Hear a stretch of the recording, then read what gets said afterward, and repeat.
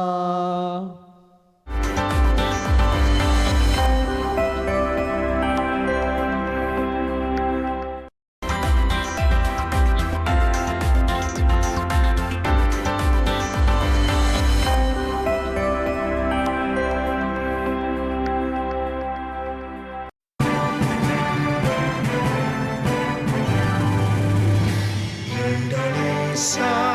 tanah airku, tanah tumpah darahku.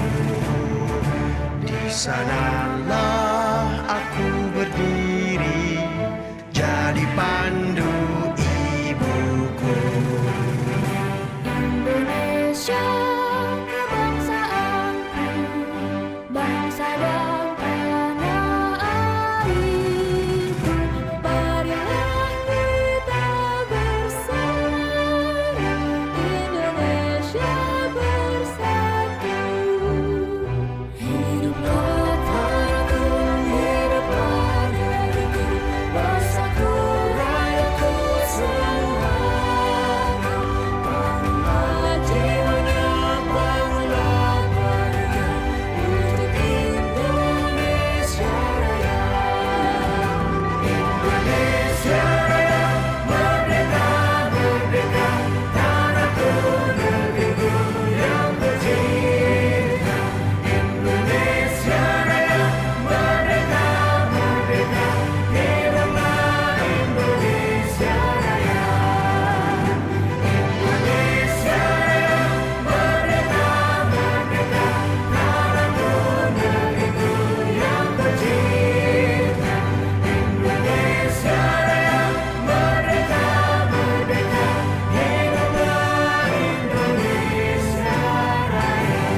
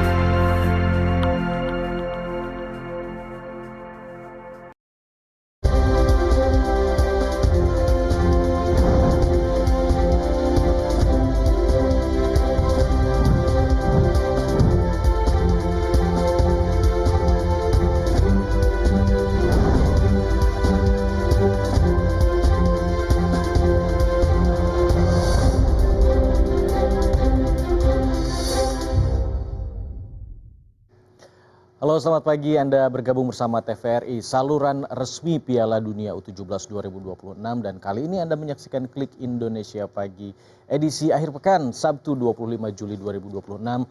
Saya Ferry Prihardi, dan berikut adalah dua laporan utama kami pagi ini.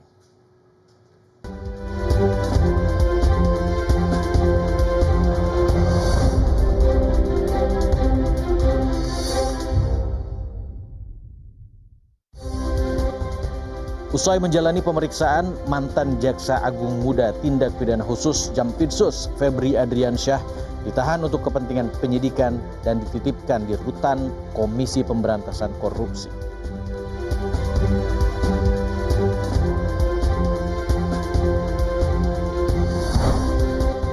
Dua jenazah korban kapal tenggelam KM Nurul Salsa di perairan Kabupaten Kepulauan Selayar teridentifikasi oleh tim DVI. Polisi yang melakukan penyelidikan hukum atas tenggelamnya kapal berpenumpang 76 orang tersebut belum menetapkan satupun tersangka.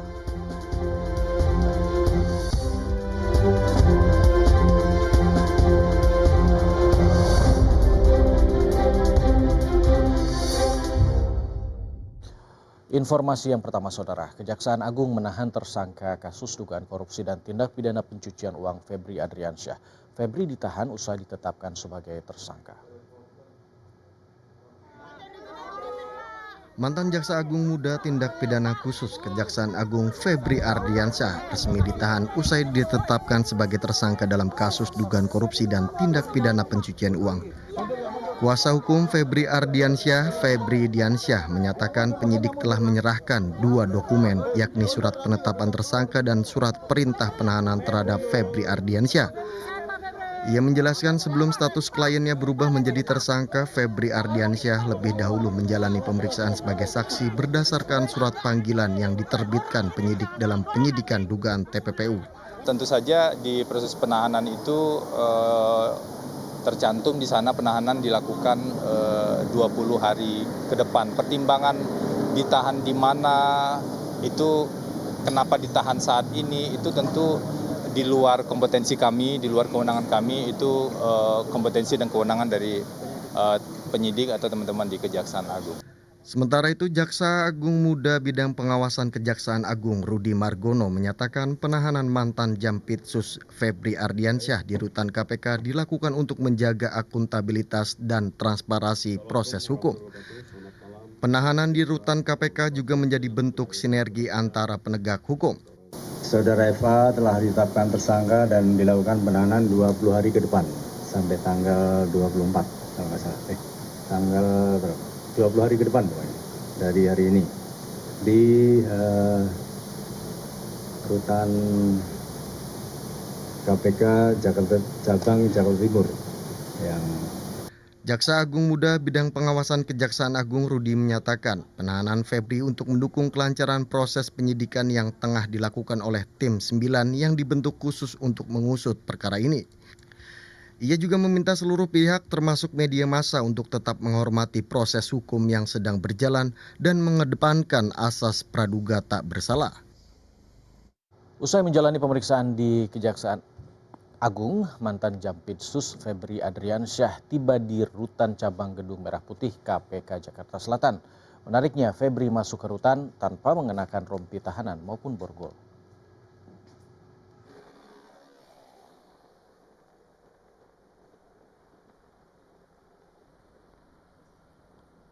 Dengan menggunakan kendaraan tahanan milik Kejaksaan Agung, mantan Jampitsus Febri Ardiansyah tiba di rutan cabang Gedung Merah Putih KPK Jakarta Selatan pada Jumat malam. Febri terlihat mengenakan kemeja batik lengan panjang dan langsung turun dari kendaraan tahanan menuju pintu masuk rutan. Berbeda dengan tahanan pada umumnya, Febri tidak mengenakan rompi tahanan dan tangannya juga tidak diborgol. Dengan pengawalan petugas, Febri langsung digiring masuk rutan cabang Gedung Merah Putih KPK untuk menjalani masa penahanan. Momen tersebut langsung memancing pertanyaan wartawan mengenai alasan dirinya tidak mengenakan rompi tahanan. Menanggapi hal itu, Febri justru memberikan respon singkat sambil menunjukkan pakaian yang dikenakannya. Ucapan singkat tersebut sontak menjadi sorotan karena disampaikan saat statusnya telah resmi menjadi tersangka dan menjalani penahanan. Penahanan Febri Ardiansyah juga menandai babak baru dalam perkara dugaan korupsi dan TPPU yang ditangani Kejaksaan Agung. Mantan Jaksa Agung Muda Tindak Pidana Khusus Jampitsus Febri Ardiansyah tiba di rutan KPK Cabang Jakarta Timur tanpa rompi dan juga tangan yang bebas dari borgol. Febri justru terlihat rapi dengan menggunakan batik berwarna abu dan coklat.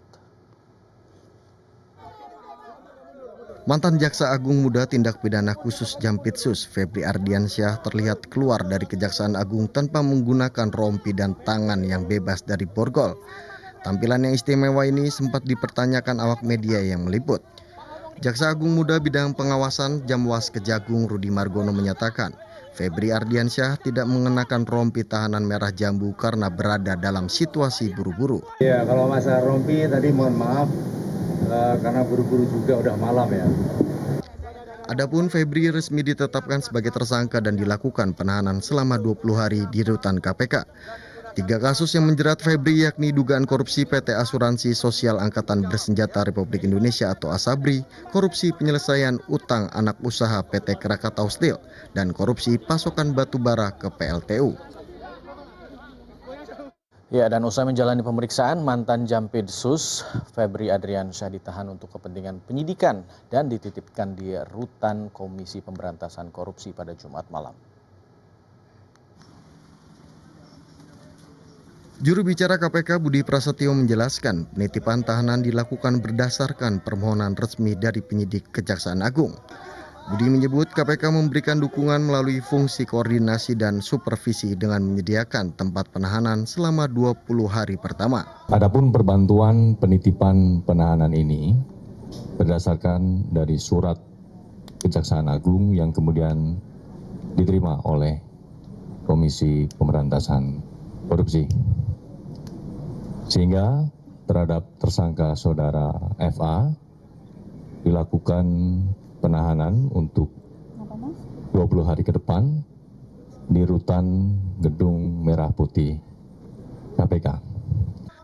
Senada dengan hal tersebut, Deputi Bidang Koordinasi dan Supervisi KPK, Eli Kusuma Mastuti, menegaskan bahwa penitipan tahanan merupakan bentuk sinergi antara aparat penegak hukum dalam penanganan perkara korupsi. Dan hari ini, bagaimana rekan-rekan saksikan tadi, memang ada permintaan perbantuan untuk penitipan tahanan dari penyidik Kejaksaan Agung. Untuk tahanan dititipkan di sini, ada surat bantuan penitipan tahanan. Untuk saat ini, sampai dengan saat ini, baru Pak FA. Sebelumnya, usai menjalani pemeriksaan selama hampir 10 jam, Kejaksaan Agung menetapkan mantan Jampitsus Febri Ardiansyah sebagai tersangka dalam perkara dugaan suap dan tindak pidana pencucian uang yang berkaitan dengan penanganan perkara pengadaan batu bara PT Asabri dan PT Krakatau Steel. Ke informasi lain, Saudara, Kejaksaan Negeri Banda Aceh berhasil memulihkan kerugian negara dalam perkara korupsi pengadaan tempat cuci tangan atau wastafel pada Dinas Pendidikan Aceh tahun anggaran 2020. Pemulihan dilakukan melalui penyetoran uang pengganti sebesar 2,56 miliar rupiah lebih ke kas negara.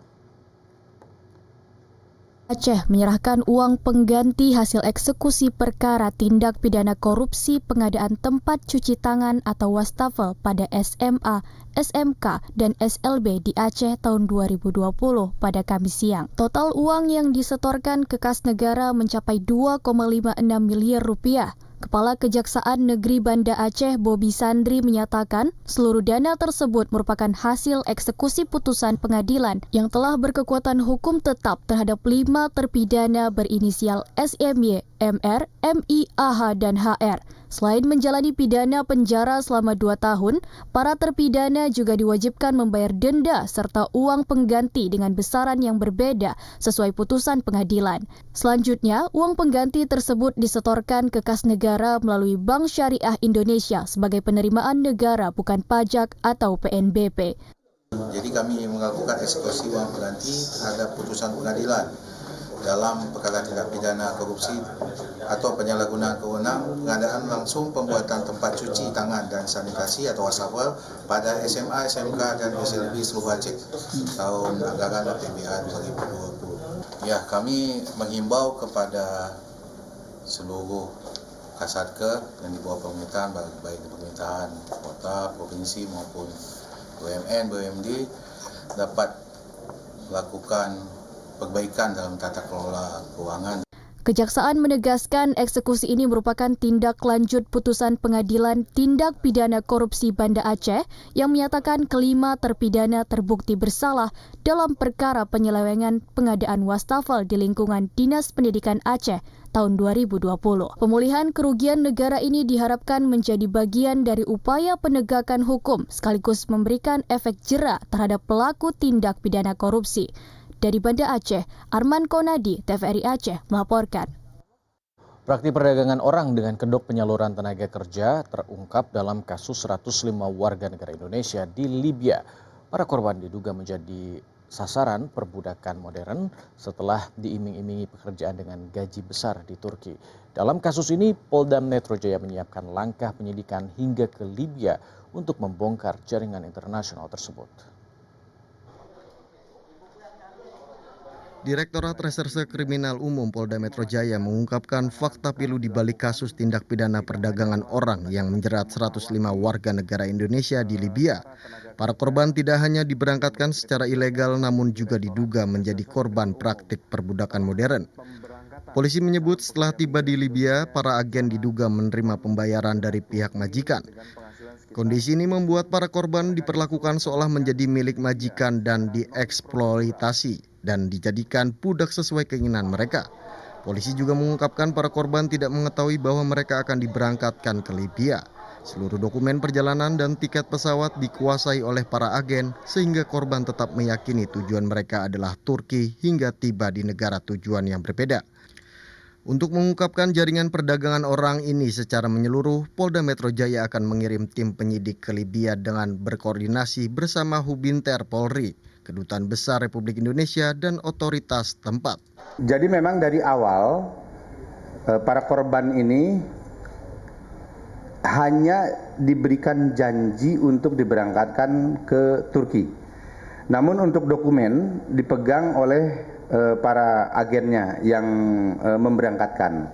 Sehingga para korban ini tidak tahu menau, hanya taunya awalnya mau diberangkatkan ke Turki, tahu-taunya diberangkatkannya ke Libya. Sebelumnya polisi mengungkapkan para pelaku menarik minat korban dengan menjanjikan pekerjaan sebagai asisten rumah tangga di Turki dengan gaji mencapai 7 juta rupiah per bulan. Namun janji tersebut berakhir pada dugaan eksploitasi dan perbudakan di Libya.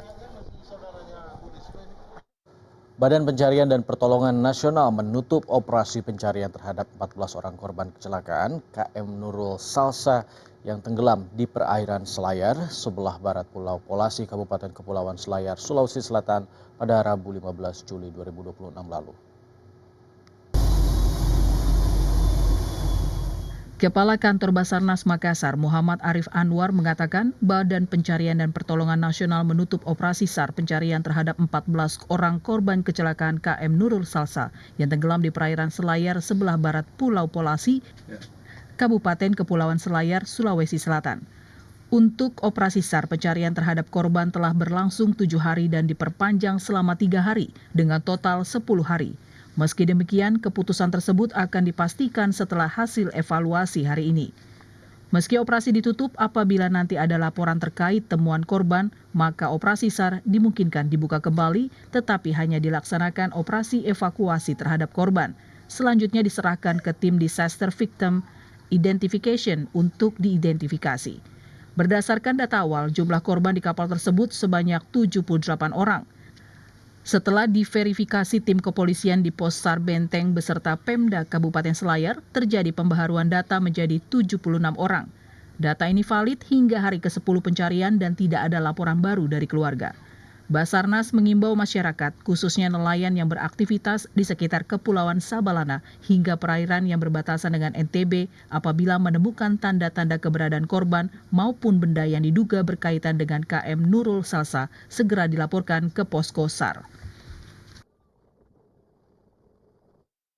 Sementara itu, 2 jenazah korban kapal tenggelam KM Nurul Salsa di perairan Kabupaten Kepulauan Selayar telah teridentifikasi oleh tim DVI Bidokes Polda Sulawesi Selatan. Polisi yang melakukan penyelidikan hukum atas tenggelamnya kapal berpenumpang 76 orang tersebut hingga kini belum menetapkan satupun tersangka.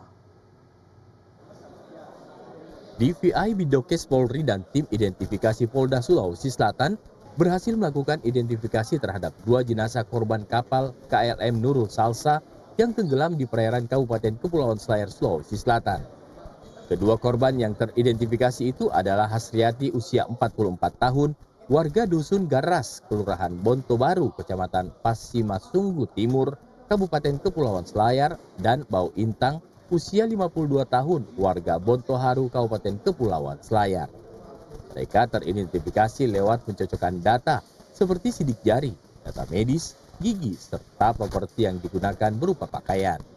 Saat ini kedua jenazah tersebut telah diserah terimakan ke pihak keluarga oleh DVI Bidokes Polda Sulawesi Selatan ke pihak keluarga yang diwakili Polres Kabupaten Kepulauan Selayar. Untuk proses hukum pasca tenggelamnya kapal KLM Nurul Salsa, Polres Kabupaten Kepulauan Selayar masih terus melakukan pemeriksaan terhadap puluhan saksi. Jumlahnya terus bertambah dari sebelumnya 21 orang menjadi 23 orang. Hingga kini belum ditetapkan satupun tersangka dalam kejadian itu. Dengan dalih penanganan hukumannya masih tahap penyelidikan, belum naik ke tahap penyidikan. Dari jumlah 76 penumpang KLM Nur Salsa yang tenggelam pekan lalu, masih ada 14 orang dinyatakan hilang. Kantung jenazah dengan nomor PM 62 B01 Selayar teridentifikasi sebagai Hasriati, jenis kelamin perempuan, umur 44 tahun. Kemudian yang kedua, kantong jenazah dengan nomor PM 62B02 Selayar teridentifikasi sebagai Bau Intang, perempuan, umur 52 tahun. Hari ini juga ditemukan satu korban jenis kelaminnya laki-laki, tapi belum tahu, belum diidentifikasi siapa mereka. Jadi masih ada 14 lagi yang masih dalam proses pencarian. Hari ini, satu jenazah korban berjenis kelamin laki-laki kembali ditemukan di wilayah perairan Kabupaten Kepulauan Pangkep di Pulau Matalaang, perbatasan antara perairan Makassar dengan Nusa Tenggara Barat (NTB). Luas kebakaran hutan dan lahan di Kabupaten Kota Waringin Timur, Kalimantan Tengah terus bertambah dan hingga akhir Juli total lahan yang terbakar mencapai 176 hektar dengan jumlah titik panas lebih dari 500 titik. Kebakaran hutan dan lahan di Kabupaten Kota Waringin Timur kian marak dalam beberapa pekan terakhir. Kebakaran lahan gambut ini menjadi hampir setiap hari di sejumlah kecamatan. Bahkan di wilayah perkotaan Sampit, kebakaran lahan terjadi di 4 titik sekaligus dalam waktu hampir bersamaan dalam waktu 1 hari.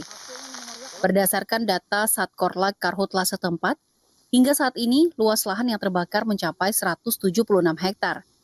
Tersebar di 17 kecamatan, sementara jumlah titik panas yang terpantau telah melebihi 500 titik.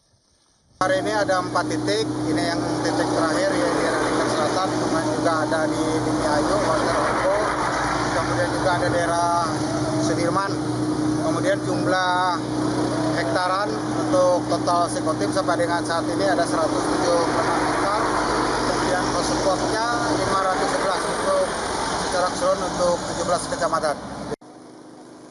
Saat ini Kabupaten Kota Waringin Timur berstatus siaga karhutla, namun melihat kondisi karhutla yang kian marak, pemerintah daerah setempat mempertimbangkan menaikkan status menjadi tanggap darurat karhutla.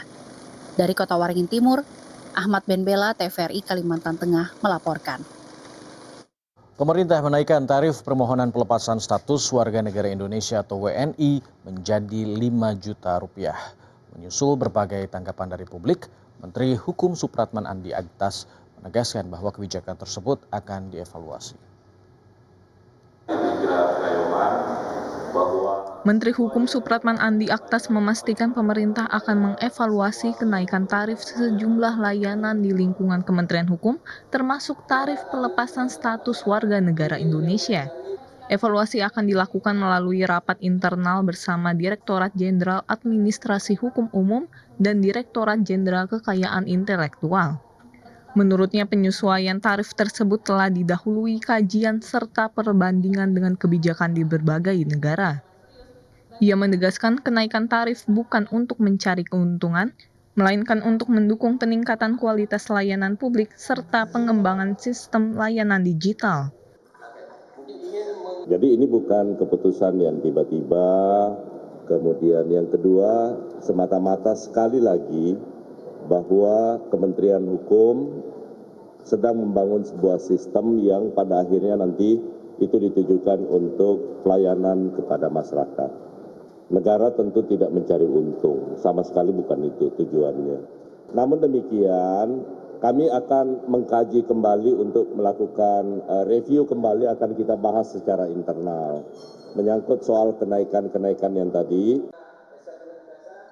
Sebelumnya pemerintah telah menetapkan tarif baru pewarganegaraan atau naturalisasi bagi warga negara asing menjadi warga negara Indonesia sebesar 75 juta rupiah. Sementara itu tarif permohonan pelepasan status warga negara Indonesia ditetapkan sebesar 5 juta rupiah. Ketentuan ini mulai berlaku pada 1 Agustus 2026 sesuai peraturan pemerintah nomor 30 tahun 2026 tentang jenis dan tarif penerimaan negara bukan pajak yang berlaku di lingkungan Kementerian Hukum. Menteri Keuangan Purbaya Yudi Sadewa mengatakan pemerintah akan menyesuaikan peraturan untuk mengakomodasi agar perusahaan dengan tingkat komponen dalam negeri atau TKDN tinggi di Indonesia memiliki akses yang sama ke kawasan ekonomi khusus atau KEK. Purbaya menambahkan kesimpulan debottlenecking akan disesuaikan peraturannya supaya akses perusahaan yang memiliki pabrik di Indonesia yang memiliki lebih tinggi di atas 40% rata-rata. Dua laporan utama yang dibahas dalam sidang tersebut meliputi regulasi dan perizinan cable car atau kereta gantung di Danau Toba, serta sidang kedua terkait indikasi ketimpangan persaingan atau unfair level playing field di kawasan KEK yang mengakibatkan rendahnya penyerapan produk industri peralatan listrik dalam negeri pada proyek-proyek pembangunan infrastruktur dasar KEK. Selain itu, Menteri Keuangan Purbaya menjelaskan pihaknya juga akan mengatur agar produsen dalam negeri bisa beroperasi leluasa di dalam KEK. 40% tadi kan kira-kira rata-rata itu punya akses yang sama ke kawasan KEK. Kan mereka ada kecenderungan sekarang sana kan nasional segala macam banding.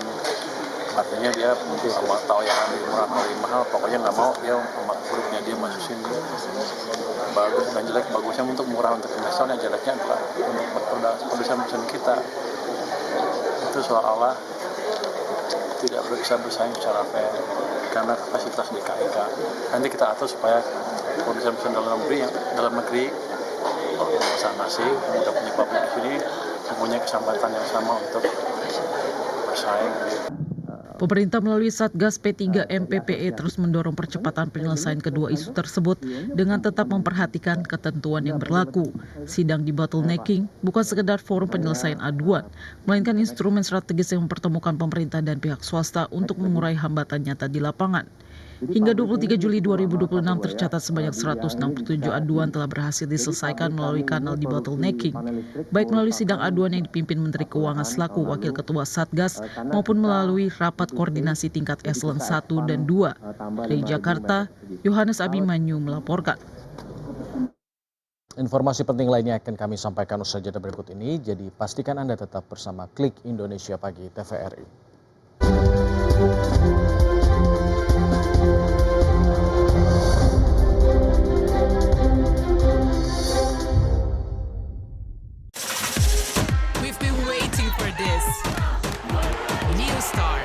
FIFA Women World Cup 2027 Brazil hanya di TVRI Nasional dan TVRI Sport.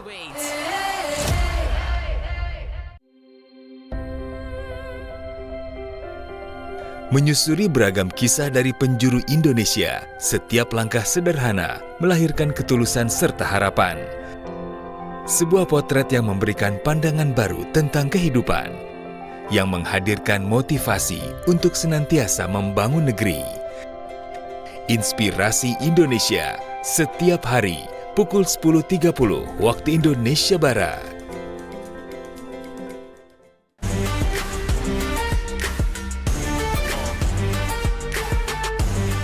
FIFA World Cup Under-17 2026 Qatar segera hanya di TVRI Nasional dan TVRI Sport.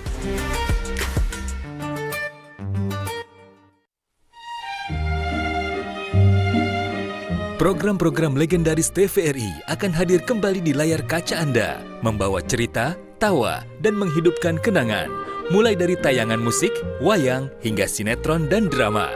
Segera, hanya di TVRI.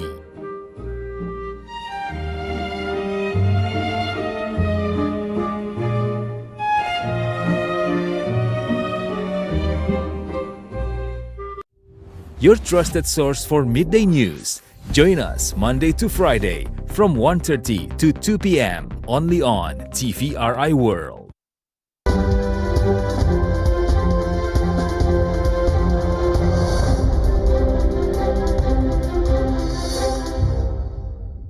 Selamat pagi dan selamat kembali bergabung bersama Klik Indonesia Pagi TVRI.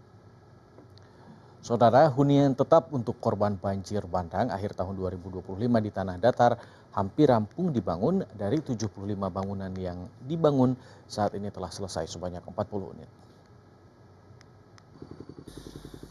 Ditargetkan seluruh huntap untuk korban banjir bandang pada akhir tahun lalu di Kabupaten Tanah Datar akan selesai dibangun pada September mendatang. Saat ini sebanyak 40 unit bangunan telah dinyatakan rampung dan selebihnya masih dalam tahap pengerjaan dari total sebanyak 75 unit. Sesuai kontrak kerja, target pembangunan huntap ini akan berakhir pada September mendatang. Jika pembangunan rampung lebih awal, maka penyerahan huntap juga akan dilakukan secepatnya. Saat ini kelangkaan BBM jenis solar menjadi kendala pihak kontraktor dalam pengerjaan pembangunan huntap ini. 2 alat berat yang diperuntukkan dalam membantu kelancaran proses pembangunan kerap tidak bisa bekerja karena ketiadaan pasokan BBM. Oke. Kita kan sudah berapa rumah ini? Lebih kurang 50-an ya? Iya Pak. Ya. 40 Pak. 40-an ya. Proses Pak. September ini insya Allah selesai. Harusnya Agustus sudah selesai, September penyerahan rencananya seperti itu. Kemarin kendala BBM kami tidak ada, jadi alat-alat ini tidak bisa jalan. Selain hunian terpadu, pemerintah juga merealisasikan bantuan hunian mandiri untuk korban banjir bandang. Dari total seluruh penerima bantuan, hunian mandiri lebih dominan menjadi pilihan penerima manfaat.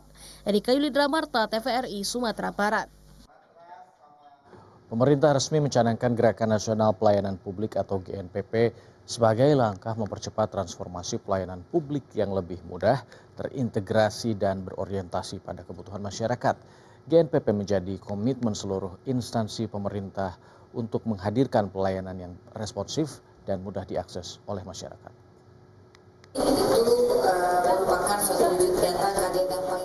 Menteri Pendayagunaan Aparatur Negara dan Reformasi Birokrasi Rini Widiantini mengatakan Gerakan Nasional Pelayanan Publik menjadi komitmen seluruh instansi pemerintah untuk menghadirkan pelayanan yang responsif, berkelanjutan, dan mudah diakses masyarakat. Melalui gerakan ini, pemerintah juga meluncurkan simbol pelayanan 24/7 sebagai representasi semangat negara yang selalu hadir melayani masyarakat. Menpan RB mengungkapkan hingga kini telah berdiri sekitar 313 mal pelayanan publik di seluruh Indonesia, termasuk 88 mal pelayanan publik yang dibangun pada masa pemerintahan Presiden Prabowo Subianto. Namun pemerintah masih menargetkan percepatan pembangunan di sekitar 130 kabupaten kota yang belum memiliki mal pelayanan publik agar masyarakat tidak lagi harus berpindah dari satu kantor ke kantor lain untuk mengurus berbagai layanan. Sudah ada sekitar 313 mal pelayanan publik dan pada masa pemerintahan Pak Presiden Prabowo Subianto sudah dibangun sekitar 88 mal pelayanan publik. Jadi masih banyak masih ada sekitar 130 lagi kabupaten kota yang kita akan dorong untuk membuka pelayanan publik. Sementara itu, Menteri Dalam Negeri Tito Karnavian menegaskan pelayanan publik merupakan bentuk kehadiran negara yang paling nyata di tengah masyarakat. Kami memberikan dukungan penuh dari Kemendagri sebagai pembina dan pengawas pemerintahan daerah untuk menggaungkan pelayanan publik ini. Karena pelayanan publik inilah bentuk kehadiran negara yang utama di mata masyarakat. Menpan RB Rini Widiantini berharap gerakan ini dapat memberikan dampak nyata sehingga masyarakat merasakan kehadiran negara dalam setiap pelayanan yang mereka butuhkan. Pembangunan sekolah rakyat di berbagai daerah dipercepat, salah satunya pembangunan gedung permanen lahan seluas lebih dari 7 hektar di Bandung, hasil kerjasama Kementerian Pariwisata dan Kementerian Sosial. Menteri Sosial Saifullah Yusuf memastikan pembangunan akan dimulai pada tahun depan. Menteri Sosial Saifullah Yusuf memastikan pembangunan sekolah rakyat di atas lahan seluas lebih dari 7 hektar di kawasan Politeknik Pariwisata NHI Bandung ditargetkan mulai dibangun paling lambat tahun depan. Gus Ipul mengatakan saat ini pemerintah masih melengkapi persyaratan administratif dan teknis. Setelah seluruh persyaratan terpenuhi, pembangunan gedung permanen akan segera dimulai. Jadi kita terima kasih kepada Menteri Pariwisata yang telah memberikan sesuatu yang cukup berarti buat penyelenggaraan sekolah rakyat dengan memberikan lahan lebih dari 7 hektar. Ya mudah-mudahan kalau syaratnya terpenuhi ya secepat mungkin, selambat-lambatnya tahun depan udah bisa dibangun, selambat-lambatnya ya. Kerjasama Kementerian Sosial dan Kementerian Pariwisata ini tidak hanya menyediakan lahan, tetapi juga mendukung perkembangan kurikulum sadar wisata. Kurikulum ini diharapkan membekali para siswa dengan keterampilan dan kompetensi yang relevan untuk berkarir di sektor pariwisata. Menteri Sosial Saifullah Yusuf mengatakan kehadiran sekolah rakyat di lingkungan institusi pendidikan pariwisata akan memperkuat ekosistem pendidikan nasional dan mencetak sumber daya manusia yang unggul serta siap menghadapi kebutuhan dunia kerja. Pembangunan gerai koperasi Desa Merah Putih di 19 kabupaten dan kota di Sumatera Barat terus dikebut. Sebanyak 277 unit gerai ditargetkan rampung pada awal Agustus mendatang seiring dengan serah terima gerai dengan petugas yang akan mengelola. Pembangunan gerai koperasi Desa Merah Putih KDMP di 19 kabupaten dan kota yang ada di Sumatera Barat terus dikebut. Dari target 1.256 unit gerai koperasi Desa Kelurahan Merah Putih di Sumatera Barat, sebanyak 277 unit gerai ditargetkan selesai pada Agustus mendatang. Hingga saat ini sebanyak 127 unit telah selesai dan sisanya masih dalam proses pembangunan. Kepala Dinas Koperasi dan UKM Sumatera Barat menyebutkan pembangunan gerai koperasi Merah Putih di Sumatera Barat terus dikebut hingga awal Agustus. Karena seiring dengan surat terima gerai Kopdes kepada petugas yang akan mengelola nantinya. Yang sudah selesai itu 127 pembangunannya. Yang sedang dalam proses 148, sehingga totalnya adalah 277 yang sedang dan telah. Nah, sebelum ini saya pernah ngomong 288, tapi itu sedang proses 10, ternyata 10 ini belum dibangun. Jadi yang sudah dibangun kembali itu sebanyak 277. Dari 277 tersebut, 127 itu telah selesai pembangunannya. 148 sedang proses pembangunannya. Awal-awal Agustus inilah rampungnya 277 tersebut harapan kita. Kenapa? Karena seiring dengan itu siapnya gerai nanti akan masuk petugas-petugas manajer yang saat ini sedang kita latih. Sementara itu Dinas Koperasi dan UKM Sumatera Barat mencatat 135 koperasi Desa Merah Putih sudah mulai beroperasi di seluruh wilayah Sumatera Barat. Ratusan Kopdes tersebut sudah menjalankan kegiatan usaha meskipun skalanya masih terbatas. Siti Zakiatul Abrar, Nurul Kolbi, TVRI Sumatera Barat. Industri kesehatan dan bioteknologi yang mandiri menjadi salah satu fondasi penting dalam memperkuat ketahanan nasional sekaligus mendorong kemajuan ilmu pengetahuan, inovasi, serta daya saing Indonesia di tingkat global. Peresmian fasilitas manufaktur dan riset toksin botulinum pertama di Indonesia diresmikan langsung oleh Kepala Badan Pengawas Obat dan Makanan atau BPOM Profesor Dr. Taruna Ikrar. Kegiatan ini digelar di fasilitas PT Selatox Bio Farma Cikarang, Kabupaten Bekasi, Jawa Barat. Peresmian ini juga menandai dimulainya produksi toksin botulinum di dalam negeri yang selama ini masih bergantung pada impor, sehingga diharapkan ke depannya mampu meningkatkan ketersediaan produk yang aman dan bermutu, menjadikan harga lebih terjangkau, memperkuat industri farmasi dan bioteknologi nasional, serta membuka peluang Indonesia menjadi pusat produksi dan pasar toksin botulinum di tingkat global. Dalam kesempatan tersebut juga disampaikan bahwa total investasi grup Daewoo mencapai sekitar 4,7 triliun rupiah, serta izin produksi telah resmi diserahkan kepada pihak perusahaan. Nah, dengan produksi sendiri, kita berharap ini bisa harganya lebih murah, jaminan keamanannya bisa lebih kita pastikan, dan yang paling penting tentu kita juga ingin menjadi hub global market. Nah, karena memang kebutuhannya untuk botulinum toxin yang berbagai macam turunannya sangat dibutuhkan. Obtaining GMP certification from the Indonesian Food and Drug Authority marks an important milestone, as it formally recognizes Selatox manufacturing facility and quality management capabilities. Based on precise manufacturing processes and rigorous quality management, we will provide high-quality products that healthcare professionals and the partners can trust. Melalui penguatan riset, inovasi, dan kolaborasi berbagai pihak, industri bioteknologi nasional diharapkan terus berkembang, memberikan manfaat bagi masyarakat, serta meningkatkan daya saing Indonesia di kancah internasional. Ketua Umum Pengurus Besar Matloul Anwar, Dr. Kiai Haji Jazuli Juwaini, menghadiri dialog pengembangan dakwah Matloul Anwar di Universitas Muslim Indonesia Makassar. Kegiatan ini menjadi momentum untuk memperkuat sinergi organisasi, dakwah, dan juga pendidikan. Ketua Umum PB Matloul Anwar, Jazuli Juwaini menegaskan pentingnya memperkuat jati diri organisasi berlandaskan nilai-nilai Ahlus Sunnah wal Jamaah, meningkatkan program yang bermanfaat bagi masyarakat, serta membangun kolaborasi dengan perguruan tinggi dan berbagai elemen bangsa. Jazuli Juwaini juga mengatakan organisasi akan semakin kuat apabila mampu membangun jaring, menjaga keikhlasan dalam pengabdian, dan terus hadir memberikan solusi bagi kemajuan umat. Saya kira ini kampus dan universitas swasta yang luar biasa, layak untuk menjadikan percontohan.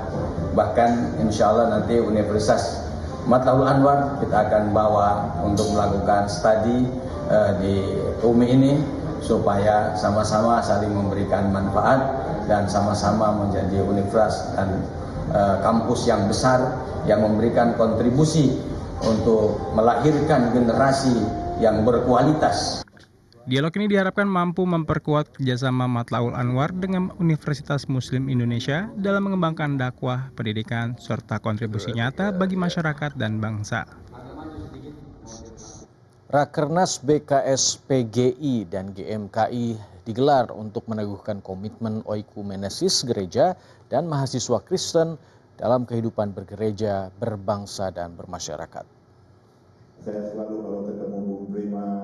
Badan Kerjasama Persekutuan Gereja-Gereja di Indonesia dan Gerakan Mahasiswa Kristen Indonesia atau BKS PGI GMKI melakukan rapat kerja nasional yang diharapkan dapat merumuskan sejumlah kebijakan baik bagi penguatan secara internal dan juga menentukan arah relevansi BKS PGI GMKI bagi masyarakat secara menyeluruh.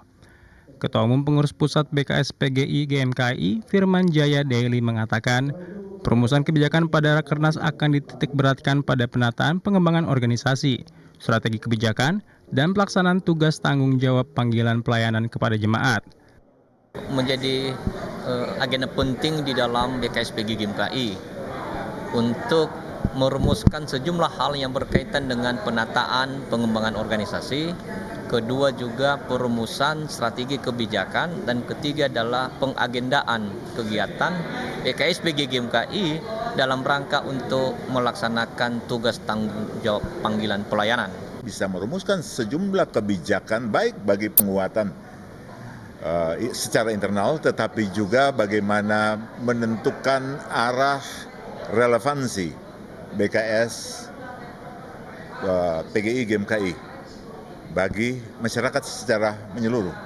BKS ini bisa menjadi salah satu pilar pendukung utama GMKI dalam mewujudkan tujuan tadi, dan pastinya ini ada misi kita bagaimana melahirkan pemimpin yang bisa berdampak memperbaharui di gereja, perguruan tinggi, dan masyarakat. Sementara itu, Ketua Umum Majelis Pekerja Harian MPH PGI, Pendeta Jack Livin F. Manuputi berharap Rakernas dapat menentukan arah relevansi BKS PGI GMKI bagi masyarakat secara menyeluruh untuk hadir di dalam ruang-ruang kebangsaan maupun gereja, sekaligus melakukan transformasi tugas panggilan dan pelayanan.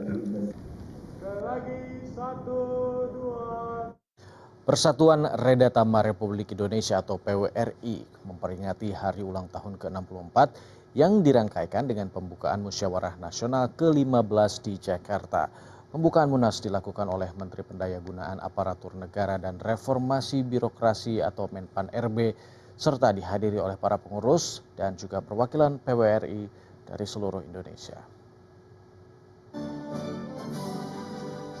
Mengusung tema Satu Tekad Satu Jiwa memperkokoh solidaritas Redatama demi kesejahteraan bersama, Munas diikuti utusan pengurus besar PWRI, PWRI Kementerian dan Lembaga, PWRI Provinsi Kabupaten Kota, serta para peninjau. Ketua Panitia Rusdianto mengatakan Munas menjadi momentum memperkuat soliditas organisasi. Ia juga mengajak seluruh peserta menjaga suasana yang kondusif dengan menghindari kampanye negatif selama proses pemilihan Ketua Umum baru. Penjabat Ketua Umum PWRI, Stianto P. Santosa, menyampaikan bahwa PWRI yang kini memiliki sekitar 3,6 juta anggota memandang Munas bukan sekedar agenda 5 tahunan, melainkan forum untuk merumuskan strategi pengabdian para pensiunan bagi bangsa. Menurutnya, masa pensiun bukan akhir dari pengabdian, karena pengalaman, integritas, dan kearifan para purnabakti tetap menjadi aset penting dalam pembangunan nasional. PWRI juga berkomitmen mendukung transformasi digital. Ada satu hal yang tidak boleh pernah kita lupakan. Di ruangan ini hadir orang-orang yang pernah menjadi pelaku sejarah pembangunan Indonesia. Di ruangan ini hadir para guru, birokrasi, para administrator, para diplomat, para sekretaris daerah, para pejabat kementerian, para pegawai yang selama puluhan tahun mengabdikan dirinya kepada negara. Sementara itu, Menteri Pan-RB Rini Widiantini menegaskan pemerintah mendukung transformasi digital di lingkungan PWRI sekaligus terus memperkuat sistem jaminan pensiun dan jaminan hari tua agar semakin bermanfaat bagi para anggotanya. Sistem birokrasi modern itu sudah berdiri kokoh yang telah dibangun oleh Bapak Ibu sebelum ini, dan dalam perspektif Undang-Undang Nomor 20 tentang Aparatur Sipil Negara, Bapak dan Ibu adalah teladan nyata purnabakti yang telah menunaikan fungsi ASN sebagai pelaksana kebijakan, sebagai pelayanan publik, dan perekat serta pemersatu bangsa. Kita bertransformasi bukan untuk mengganti nilai lama, melainkan untuk melestarikan dan melanjutkan nilai dasar yang telah Bapak dan Ibu bangun. Menpan RB juga berpesan agar para purnabakti terus menjaga nilai-nilai pengabdian, menjadikan pengalaman sebagai inspirasi bagi ASN, serta memperkuat peran PWRI sebagai mitra strategis pemerintah dalam mewujudkan tata kelola pemerintahan yang lebih baik. Menurutnya, PWRI merupakan rumah besar bagi para abdi negara hingga akhir hayat. Kami masih memiliki sejumlah informasi menarik lainnya usai jeda berikut ini, jadi tetaplah bersama Klik Indonesia Pagi TVRI.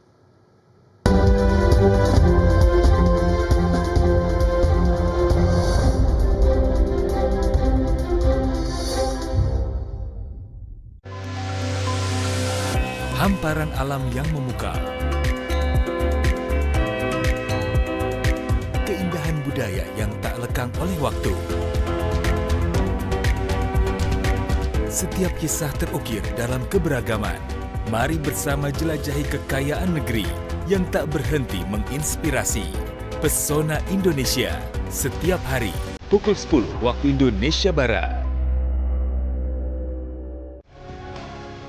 3 Piala Dunia, 1 rumah siaran, TVRI. Saksikan FIFA World Cup 2026, FIFA Women's World Cup 2027, FIFA Under-17 World Cup. TVRI, rumah sepak bola dunia untuk Indonesia.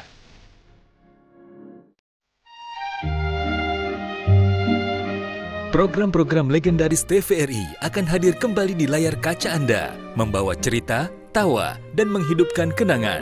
Mulai dari tayangan musik, wayang, hingga sinetron dan drama. Segera, hanya di TVRI.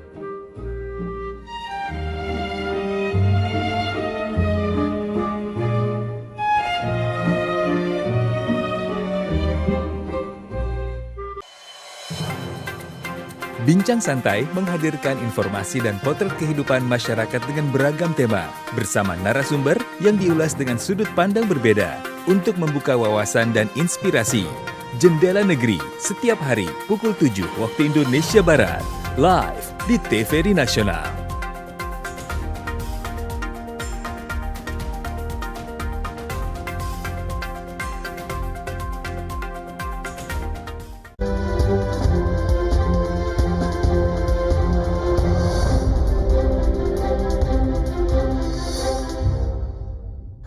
Terima kasih Anda masih bersama kami dalam Klik Indonesia Pagi TVRI. Saudara, kebaya bukan sekadar busana tradisional, melainkan juga simbol jati diri, persatuan dan kekayaan budaya bangsa yang perlu dikenalkan serta dicintai oleh generasi muda sebagai bagian dari pelestarian warisan budaya Indonesia. Ketua Umum DPP Perempuan Indonesia Maju, Lana T. Kuchoro, mengatakan kebaya bukan hanya pakaian tradisional, tetapi juga lambang jati diri bangsa yang harus terus diwariskan kepada generasi penerus, sekaligus mendorong pelestarian budaya dan penguatan ekonomi kreatif melalui peran para perajin, penenun, desainer, hingga pelaku UMKM. Hal itu disampaikan Lana dalam acara peringatan Hari Kebaya Nasional ketiga yang dipadukan dengan Hari Anak Nasional 2026 melalui gerakan Indonesia Berkebaya, Anak Hebat, Indonesia Kuat yang digelar di Jakarta. Bahwa membangun Indonesia yang kuat tidak hanya dimulai dari melahirkan generasi yang sehat, cerdas dan berkarakter dan terlindungi, tapi juga dengan menjaga akar budaya bangsa sebagai identitas yang membanggakan. Anak-anak dan kebaya adalah dua warisan yang harus kita jaga.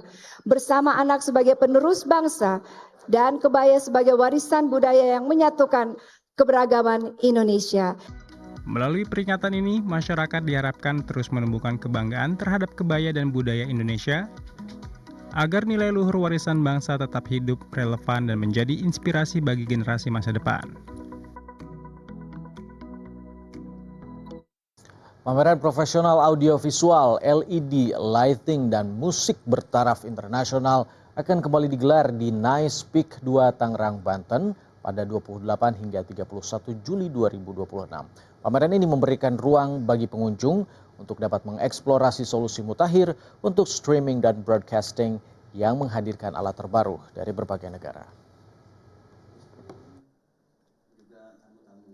Chief Executive Officer Krista Exhibition Daud D. Salim dalam konferensi pers menjelaskan, pameran Pro AVL Indonesia Expo 2026 kali ini akan diselenggarakan di Nice Peak 2 Tangerang, Banten pada 28 hingga 31 Juli 2026.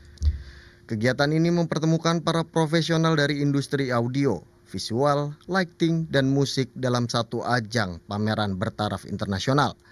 Gelaran ini akan menemukan para produsen, distributor, dan pelaku industri menampilkan teknologi serta produk terkini dalam dunia audio visual, musik, dan lighting profesional.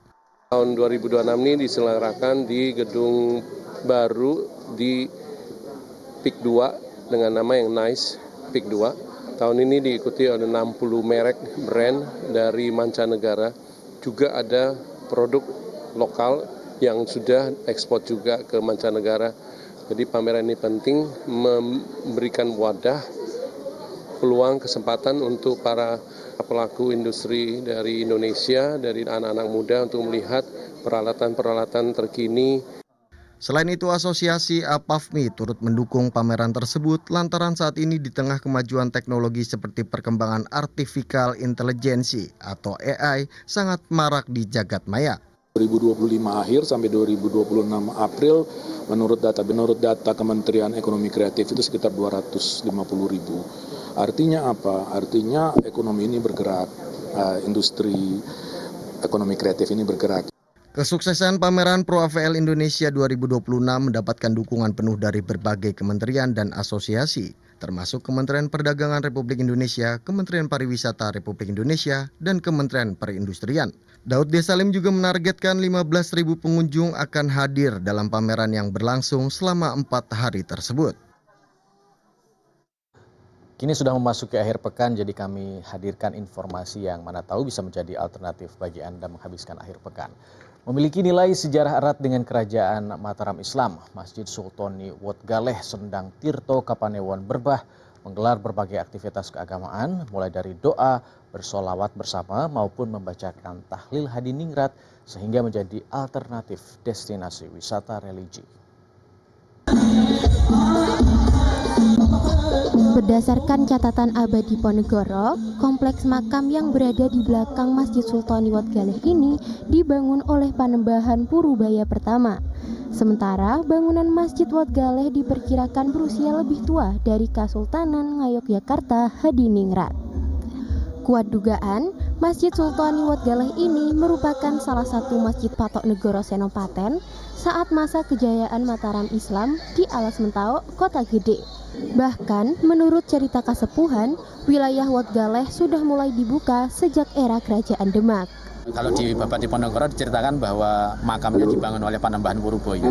Sedangkan masjidnya sudah lama dan dalam cerita para kasepuhan wilayah ini wilayah yang sejak era Demak sudah dibuka. Gitu. Sekarang juga difungsikan untuk wisata religi. Ini menanggapi seperti apa ini? Malah bagus karena memang kan ini tadi jejak-jejak era Demak tadi banyak orang-orang yang datang dari utara ke sini. Karena ini juga kan wilayah ini kan dulu perairan Kali Opak ini kan subtransportasi selatan. transportasi perahu selatan. Jadi kalau di utara itu laut, kalau di sini sungai. Karena nilai sejarah dan spiritual inilah, Masjid Wat Galeh tak hanya menarik perhatian jamaah lokal, melainkan luar daerah hingga mancanegara. Salah satunya adalah rombongan Majelis Zikir Masyaikh Sufiyah se-Nusantara asal Malaysia untuk berzikir sekaligus mendalami sejarah perkembangan Islam di Nusantara. Terkait kedatangan Malaysia, beliau kebetulan secara ideologis, secara amaliyah, secara ajaran, secara nasab nyambung dengan majelis kita.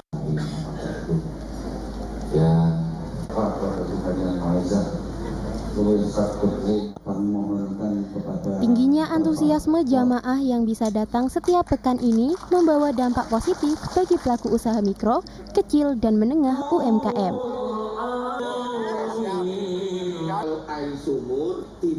Doanya para wali-wali kita, khususnya Wali Songo, doanya Pangeran Purboyo, doanya orang tua kita, semoga kita semuanya dapat berkahnya.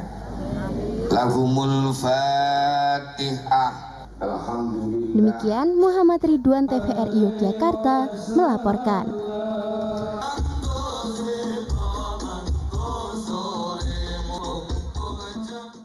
Dan berikut kami sampaikan informasi perakiraan cuaca dari BMKG yang akan berlaku hari ini di sejumlah kota besar tanah air.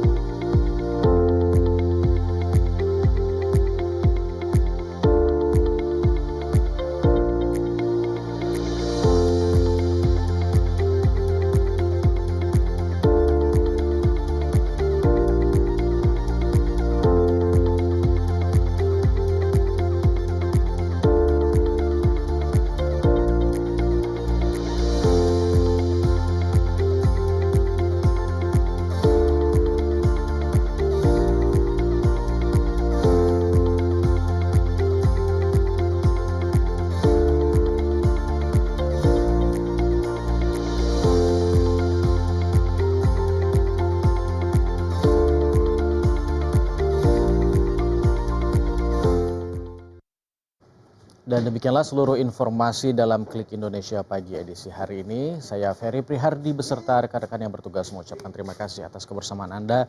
Namun tetaplah bersama TVRI, saluran resmi Piala Dunia U17 2026. Selamat pagi, selamat berakhir pekan. Sampai jumpa.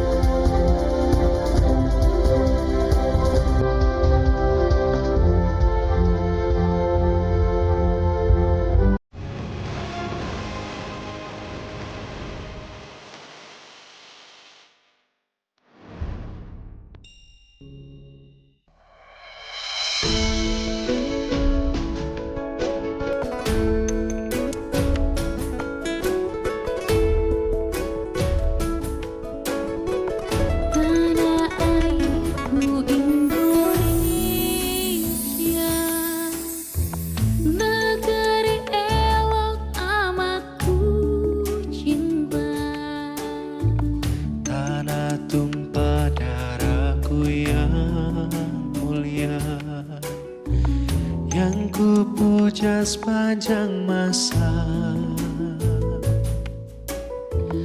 tanah airku aman dan makmur, pulau kelapa yang aman subur, pulau kebanggaan bangsa sejak dulu kala.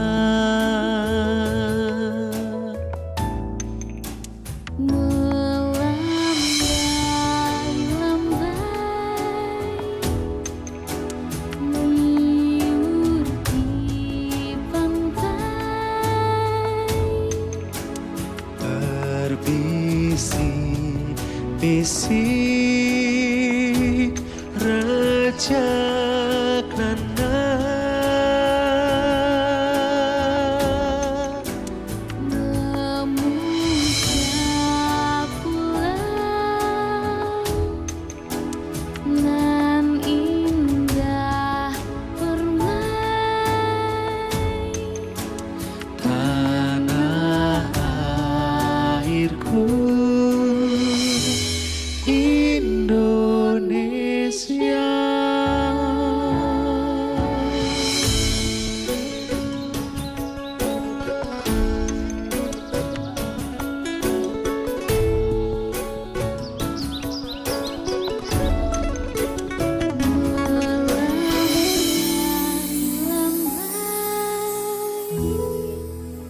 Hiu di pantai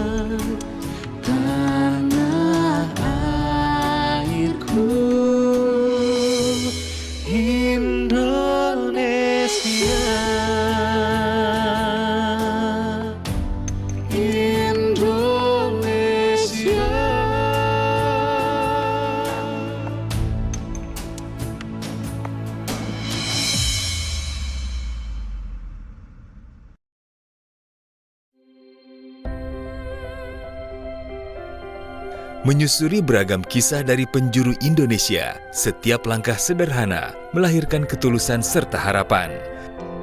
Sebuah potret yang memberikan pandangan baru tentang kehidupan, yang menghadirkan motivasi untuk senantiasa membangun negeri. Inspirasi Indonesia, setiap hari, pukul 10.30 waktu Indonesia Barat.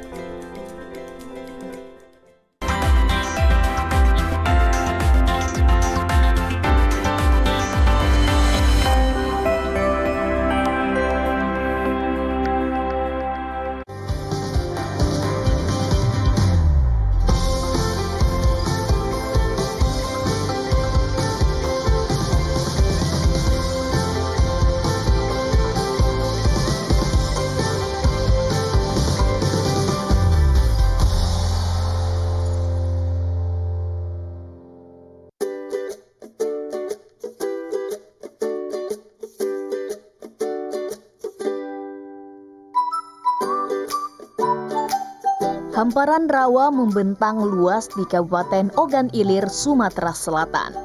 Saat musim hujan tiba, kawasan Lebak ini dipenuhi air, namun akan berangsur-angsur surut pada musim kemarau. Lebak berubah menjadi habitat berbagai jenis ikan air tawar yang tumbuh alami. Momen inilah dimanfaatkan masyarakat di kawasan Lebak Lebung, Tanjung Senai untuk melebung, yaitu sebuah tradisi menangkap ikan secara bersama-sama dengan alat tangkap tradisional. Tradisi melebung ini telah ada dan diwariskan turun-temurun selama ratusan tahun. Tradisi ini tidak hanya menjadi sarana memanfaatkan hasil perairan, tetapi juga mengandung nilai gotong royong, kebersamaan, dan tanggung jawab dalam menjaga sumber daya alam. Tradisi melebung juga kerap dilakukan saat ada tamu dari luar daerah yang berkunjung ke Ogan Ilir, sehingga dapat mengenalkan kearifan lokal ini dan menjaga warisan budaya sebagai bagian dari identitas daerah yang terus dilestarikan. Melebung ini adalah kearifan lokal Kabupaten Ogan Ilir. mungkin kita baru mengenal melebung. Melebung itu adalah, perlu kami jelaskan, adalah panen ikan bersama. Panen ikan bersama, ikan itu sudah masuk dari sungai, masuk ke tempat yang kita pakai waring. Nanti ikan kita ambil satu persatu mana ikan yang kita inginkan. Ini memang jadi budaya kita. Jadi kalau misalnya kita ada tamu-tamu yang luar kota atau misalnya yang pejabat-pejabat dari pusat, kita akan tampilkan kearifan lokal ini. Yang pasti untuk mengenalkan budaya